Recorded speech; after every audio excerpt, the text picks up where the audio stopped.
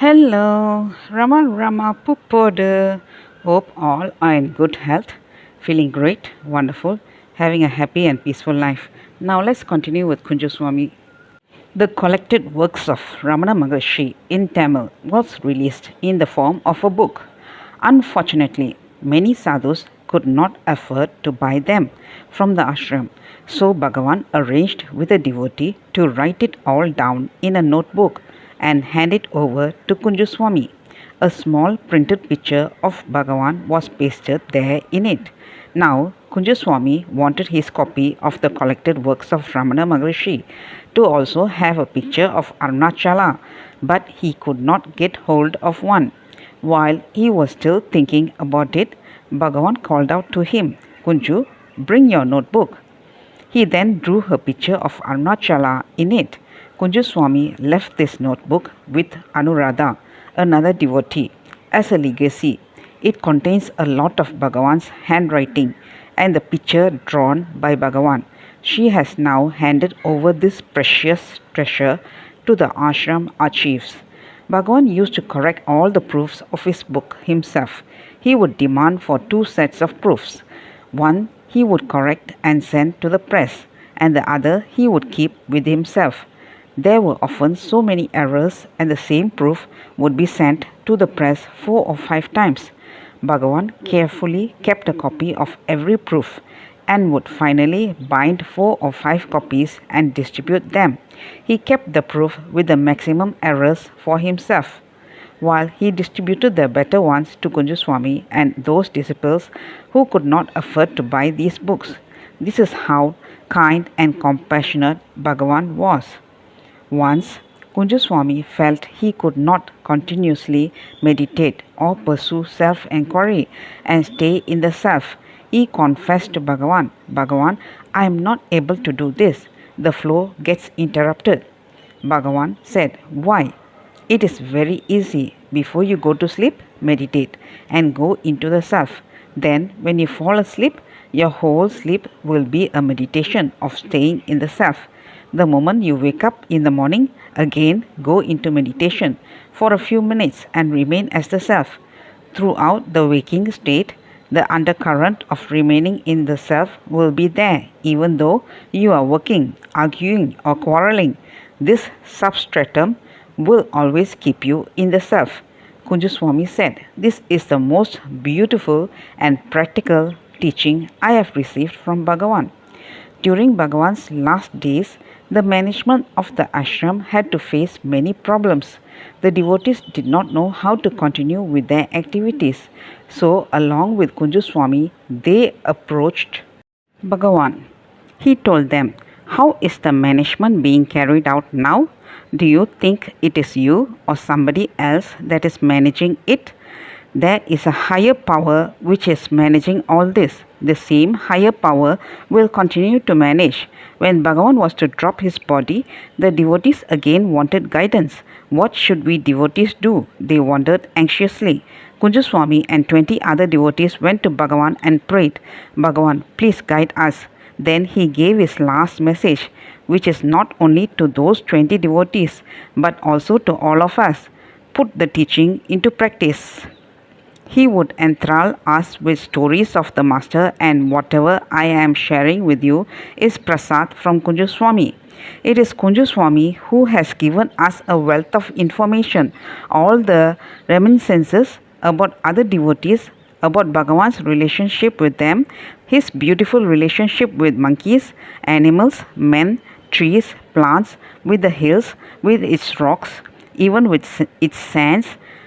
We are all deeply grateful to Kunjuswamy. I can never forget his solicitude to me. I had given Kunjuswamy Chadwick's old room. He said, Ganesan, come and stay with me in the next room. Even though I was an adult and held a responsible position in the ashram, he looked after me as if I was a child. He was so kind. I had appointed 2 attendants to look after him as he experienced a lot of physical pain. These attendants did their duty very well, but sometimes they made blunders. Kunjuswamy never complained. One day I asked him, Swami, Are they all looking after you properly? They are looking after me very well. In fact, today I wanted to call and tell you that I would like to break some good news to humanity. Puzzled by his words, I asked, Swami, what are you talking about? Do you know these muscular pains can be cured with a massage using honey? Replied Kunjuswamy. I still don't understand, Swami. I later learned that there was a jar of honey kept next to the jar of brown oil in which was to be massaged onto Kunjuswamy's body to relieve his muscular pain. His attendants, mistaking the honey for the oil, had been massaging Kunjuswamy's body with it. It obviously did not prove useful, but all Kunjuswamy said was, I wanted to announce a medical breakthrough, but it did not work. He used to get his point across indirectly without complaining, despite being in so much pain. Towards his end, he was almost bedridden. He could not even sit up. Anuradha, a few others, and I would visit him and try to amuse him. We used to ask him to tell us something about Bhagavan's verses, and he would come alive. Anuradha's son, Shankar, had finished school and was soon to leave for America to study medicine. He was very fond of Kunjuswamy because he had been almost brought up by him. He knew that when he returned from America the next time, Kunjuswamy would no longer be among us. This saddened him deeply. Kunjuswamy wanted to cheer him up while we tried to amuse him. I put a question to Kunjuswamy. In Bhagavan's Tamil translations of Shankara's works, which song do you like? Kunjuswamy steadied himself and looked at me. I continued, Swami, I like the song where it is said, I am the self, I am awareness, and Anuradha likes the song where it says, you are the self, you are that. Whose side are you going to be on? Kunjuswamy said, let her sing first. The first song she sang was Astamalaka Stotram, which says, I am that. Avan Ma Nan. Then she said Guru Stuti, which says, you are that. Avastu Andro Nidan. I asked Kunjuswamy, Swami, to which party do you belong? Do you belong to I am that or you are that?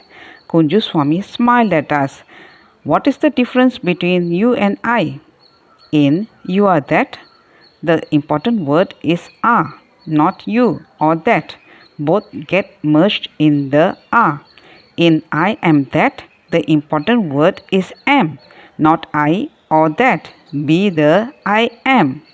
He passed away a few days after listening to those beautiful songs.